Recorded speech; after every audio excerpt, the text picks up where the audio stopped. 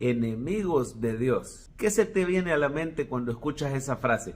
¿Quién crees tú que han de ser los enemigos de Dios? Muchos se imaginan que los enemigos de Dios son solo los asesinos, los brujos, los satanistas, gente muy malvada, los ladrones, pero te sorprenderá saber que no, que los enemigos de Dios éramos tú y yo.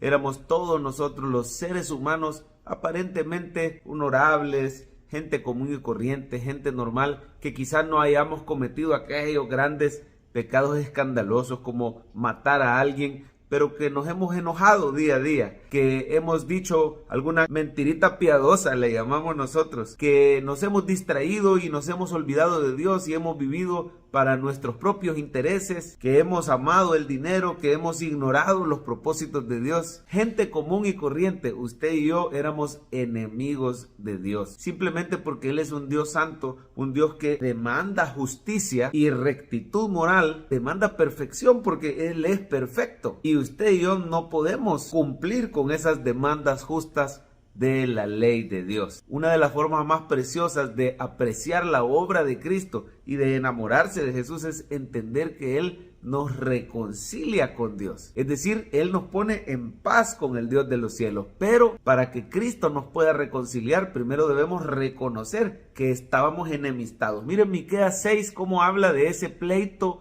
o de esa enemistad que teníamos con Dios. Dice los primeros versículos como que está convocando a un juicio. Dice: oíd ahora lo que dice Jehová, levántate, contiende contra los montes, y oigan los collados tu voz. Oíd montes y fuertes cimientos de la tierra. El pleito de Jehová es como un juicio donde el Señor está llamando testigos, porque Jehová tiene pleito con su pueblo y altercará con Israel. Y empieza el Señor primero a defender su causa y dice: pueblo mío, ¿qué te he hecho?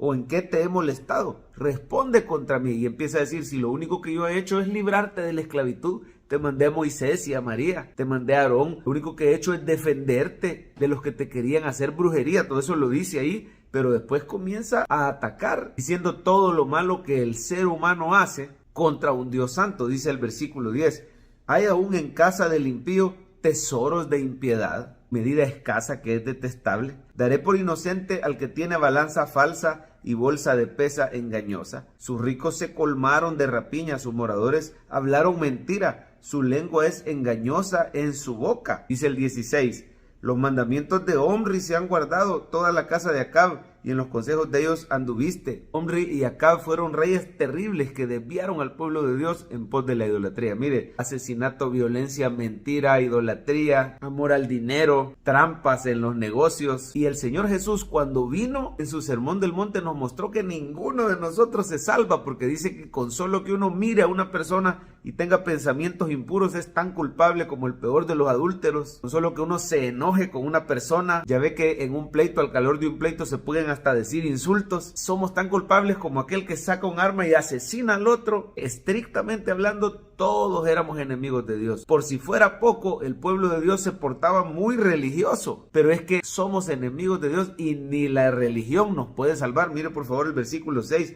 ¿con qué me presentaré ante Jehová y adoraré al Dios Altísimo? Me presentaré ante Él con holocaustos o becerros de un año. Esa era parte de la religión judía. ¿Se agradará Jehová de millares de carneros o de 10,000 arroyos de aceite? Es decir, por más religiosidad que tengamos, nuestro problema es interno. Estamos enemistados con el Dios de los cielos porque Él demanda justicia y rectitud moral, y usted y yo de nacimiento venimos torcidos moralmente. Ya así nace el ser humano, producto de la caída de Adán y Eva allá en el Edén. ¿A dónde se ve Cristo, que es el único que nos puede salvar y nos puede reconciliar con Dios? Mire por favor a mitad del 7, dice: daré mi primogénito por mi rebelión, el fruto de mis entrañas por el pecado de mi alma. Está hablando de un hijo que se va a dar para que pague por nuestros pecados. Y dice el versículo 8: oh hombre, Él te ha declarado lo que es bueno, y ¿qué pide Jehová de ti? Solamente hacer justicia. Mira, ahí están las demandas de justicia. Y amar misericordia y humillarte ante tu Dios. El problema es que esa demanda justa que el Señor hace de nosotros en ese juicio, usted y yo no la podemos suplir. Pero hubo alguien que dio a su Hijo unigénito. Hubo alguien que dio a su Hijo, y ese es el Padre Celestial. Ese Hijo amado de Dios es Jesucristo, y Él sí puede hacer lo que es bueno.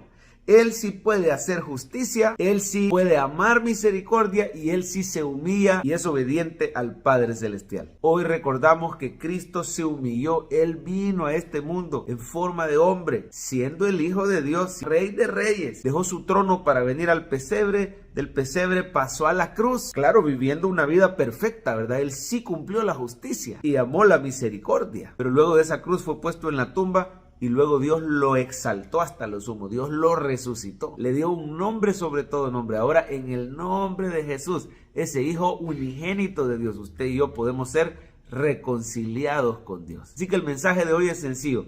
Éramos enemigos de Dios, pero Cristo nos ha reconciliado. Cristo sí cumple y es el único que cumple las demandas justas de la ley de Dios. Este día quiero invitarte a que pongas tu fe en Jesucristo para que seas reconciliado con Dios, para que ya no seas más un enemigo. Quizás eras enemigo sin saberlo, pero dice la palabra, conoceréis la verdad y la verdad te hará libre. Ahora puedes ser reconciliado y puedes ser un hijo amado de Dios. El Señor te recibe con los brazos abiertos porque Él ya pagó con su sangre en esa cruz por tus pecados. Si tú pones tu fe en Él, Dios ya no te mira en tu pecado, Dios mira en ti la justicia y perfección de Cristo Jesús. Si ya lo recibiste, ten presente la obra de Cristo todos los días para que le adores con gratitud, para que le sirvas, para que vivas en libertad, sin cadenas de pecado que te aten, porque el mismo Cristo que perdona tu pecado te da el Espíritu Santo que te libra del poder del pecado, para que siempre tengas esperanza. Cuéntale a otros que solo en Jesús somos reconciliados con Dios.